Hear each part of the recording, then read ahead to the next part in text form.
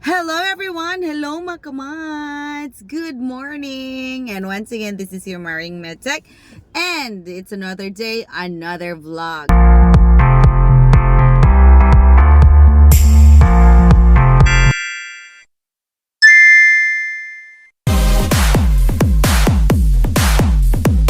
And for today's video, guys, we are going to answer some random questions which was given to us by a Bachelor of Science in Medical Laboratory Science student from Dr.Carlos S.Lanting College in Quezon City, Metro Manila. Shout out nga pala kay Miss Joy De Rama, and thank you for this opportunity to help you in your journey as a student. And I promise na sasagutin ko po lahat. 4 questions lang naman. Lahat ng mga questions mo. For the information of everyone, Miss Joy actually found me in PMA. Shout out po sa mga members ng Pinoy Medtech Abroad. It is a forum actually of people who share the same profession as mine. I am a medical technologist, and doon ako nakita ni Miss Joy, and she decided to privately message me for help. Kaya it is a great privilege also for me to be able to help the students in their journey, because I was also a student like you back then. Anyways, before I start, first and foremost, I would like to introduce myself. I am Marvi Joy Aba Augustine. I have been working as a medical technologist for 20 years now. I graduated in 2002 and decided to take the Philippine local boards for medical technologist or medical technologist licensure examination in March of 2003, and I passed it. And I recently also passed the American Society for Clinical Pathology International Licensure examination last year, January of 2022. And I have been working for 20 years. Yeah, 2 decades. And I am currently a senior medical technologist in Bukidnon Provincial Hospital of Kibawi, which is a 150 bed capacity public hospital, and it is government owned, and it is located in the southern part of the province of Bukidnon here in Mindanao. So, ayun guys. Nasa taas po yung mga questions po ni Miss Joy para sa atin. So, sasagutin natin one by one. Let's start with question number 1. Okay, what are the things that you learned in school that you can now use in working in the laboratory? So, I should say that ever since I was in college, I am the kind of student who always make it a point to pay attention to the littlest detail of my chosen medical course. I did not come from a well-off or rich family. So this is my first and one last chance, kumbaga, yung course ko. So I made it a point to actually the best out of everything. So ayun. And I have always been diligent to follow instructions, and also a keen observer whenever there is a chance to learn techniques from my instructors. So wala akong pinapalampas. Yung mga demos na ganyan, yung mga lessons na ganyan, I always pay attention, because I know that these are opportunities for me to learn, and opportunities only knock once. This also helped me during my internship, which is the practical part of the course. And eventually, I landed on a medical technology job in a government facility, and that was a great help for me.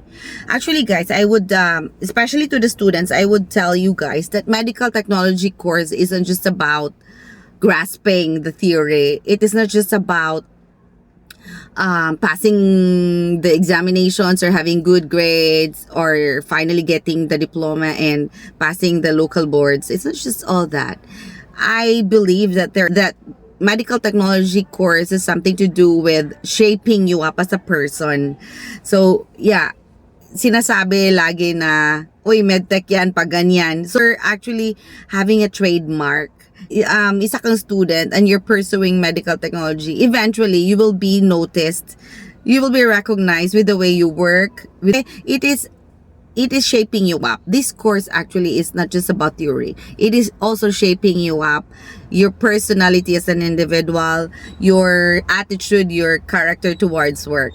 That is one thing that I believe in, and I am very grateful for my university instructors back then for teaching me and imparting knowledge about the course, and teaching me also virtues along the way. So my journey has been amazing, no? Kasi my instructors not only taught us about theories, but they also imparted us to be honest at all times. So when you work in the laboratory, whether or not there is a supervisor watching over you as you work, you have to be honest with your results.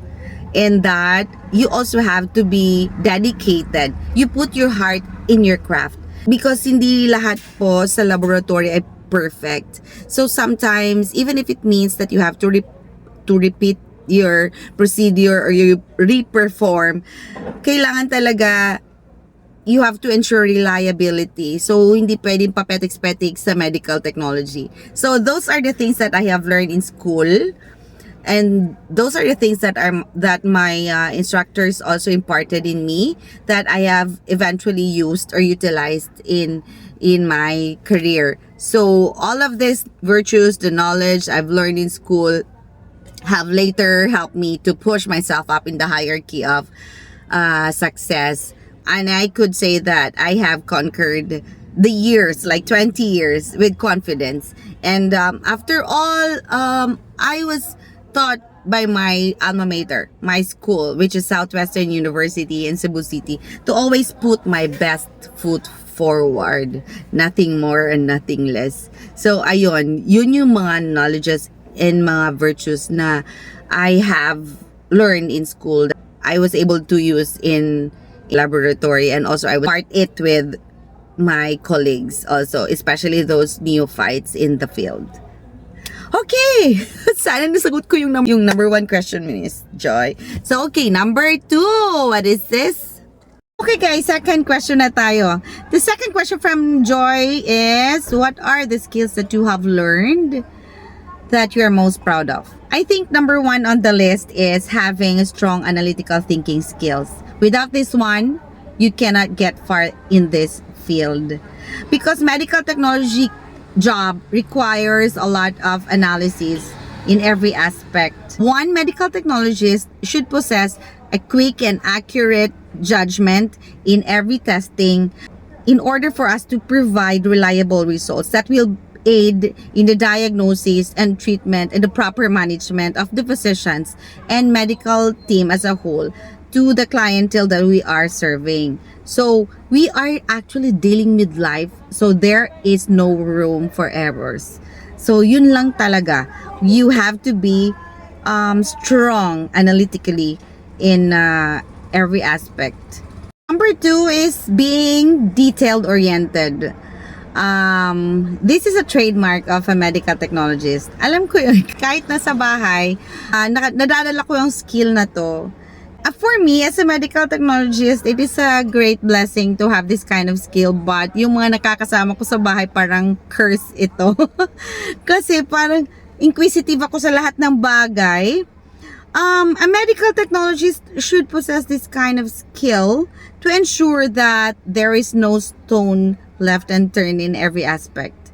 So, may strong analytical thinking ka na, detailed oriented ka pa, because you really have to know every little detail or every little information of what you are doing. So kailangan lahat factual, kailangan alam mo yung mga information, because when there is a need for interrogation of how you came up with such a result, you can be able to defend yourself. At the same time, ma-defend mo din yung mga kasama mo sa laboratory, so you will be able to explain clearly the details to the physician if there is any interrogation, or there is kumbaga naghahanap sila ng justification on how did you came up with such a result. So kailangan detailed oriented ka at all times. And lastly, time efficient. So almost always our job requires or needs our ability to budget our time efficiently. So it was once said na pag medtech ka, you know how to go through things like multitasking.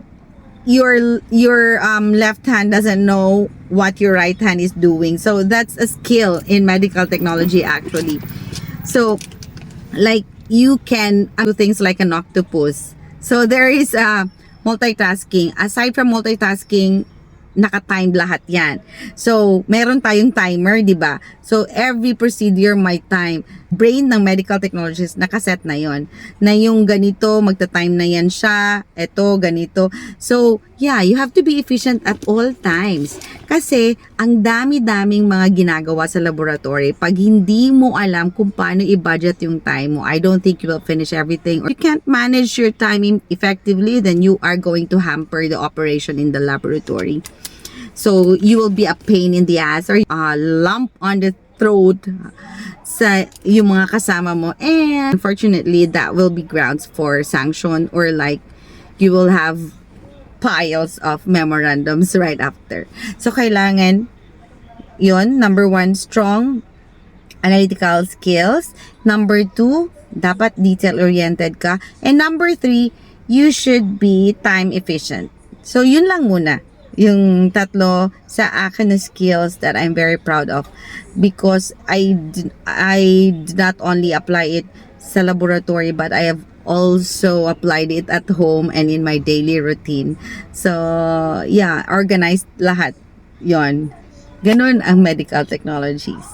Okay, third question na tayo. So, the third question is, what are the qualities and attributes did you acquire in your time as a medical technologist, and how's the environment and experience that you can share while working in the laboratory? As what I have mentioned a while ago, I have been working as a medical technologist for 20 years now. And so for 2 decades, my experience kept me grounded up until today. And I would say that it was not all easy.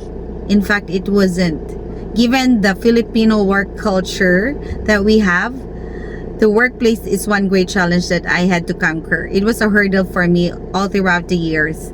I have been working with different people with different personalities, and it was never easy to deal with it. I have been into conflicts also, which are reversible.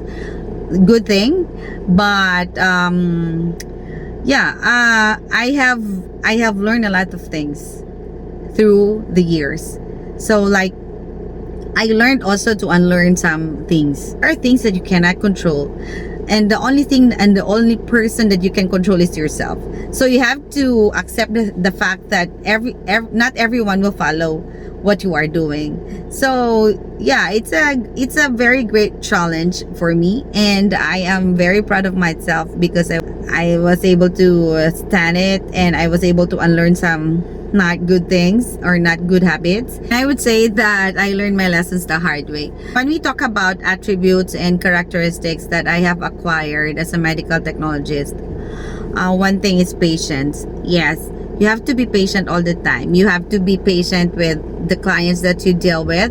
You also have to be patient with the colleagues that you are dealing with every day, because all of you have different personalities, all of you have different upbringings, and if you refuse to understand, if you refuse to be the bigger person in every situation, then that would start up a fire, probably. Yes, and that will be a cause of conflict in the workplace. Another thing is, one attribute that I also embraced is being resilient in everything, like how the workload goes. There are days really that are heavy. There are days that really are toxic, and so you have to be resilient. You have to keep your cool in those situations. And another one also is humility. You have to keep your feet on the ground. You have to be grounded for the fact that some people, I'm not saying that most, but some people who are very intelligent in the workplace, they refuse to humble themselves down in conversations or like in conflicts. You have to humble yourself down. You have to learn humility in all aspects. You have to be gentle, you have to be kind. Sometimes we are right, but it doesn't mean that we are right all the time. So there are days that really we have to choose kindness over being right. All throughout the years, I have learned about it. And lastly, you have to have realistic optimism. So, like, you have your desires for learning, and you should also unleash your potential as a medical technologist. You don't just do things just like that. You have to learn. Every day is a learning process, actually, and it is a reality. So, yeah, realistic optimism. You have to look forward. You have to also assess yourself to whether you want to unleash your potential to a higher level. Then you can do that.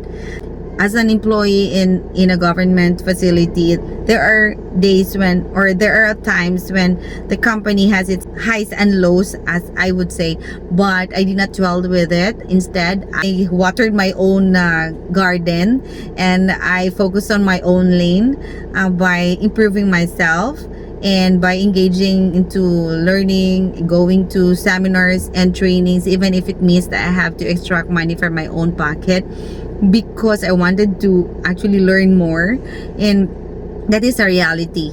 So even if you are not being funded by your facility, you have to, it is your responsibility to feed yourself with information. So yeah, unleashing your potential by being the best of who you can be. So, because at the end of the day, you have to get things done and go home with a delight in your heart, and also embrace progress. So that's it. Those are the attributes and the characteristics that I have learned throughout my entire career as a medical technologist. Okay guys, last question na po tayo. Is BS MLS or BS Medical Technology course worth it? And why? I would say of course it is. Of course it is. Bachelor of Science in Medical Technology has led me to different opportunities in my life. Like being a medtech for 20 years, I was able to go through a lot of learnings, seminars, trainings that enhanced my potential as a professional. And also because I was a medtech, I was able to have my first international travel to Thailand to attend the Thai lab. It was a great opportunity. I was picked. Actually, I was handpicked. My name was handpicked by the Philippine Association of Medical Technologists, or the PAMET Philippines, and I was one of the 80 Filipino nationals to actually attend the Thai lab. In Thailand, it's a convention actually, and it is a very great experience. That was my first international travel. So being a medical technologist, I could say that it is really worth it, because it was my bread and butter. I put food on the table because of this profession. And even though that it was always compared to the nurses, sinasabi lagi na we have lesser compensation, we are overworked yet underpaid. But if you have the dedication, you won't mind the monetary aspect of the course. But as long as you love your profession, whether or not you are being compensated well, you get by. And I would say that this profession made my parents proud of me, because I became a mom of 2 kids and I was able to send them to school because of being a medtech. So these are opportunities that I was led to by being a medical technologist. So may advice ko lang sa lahat ng mga aspiring medical technologists: go reach for your dreams, because in this life we only have the things that we can grab or we choose to grab. So if you have the opportunity to be a medical technologist, go for it. And good luck po sa lahat po ng mga aspiring medical technologists. And to you, Miss Joy De Rama, thank you very much for this opportunity that I am able to work with you. Thank you very much. Bye.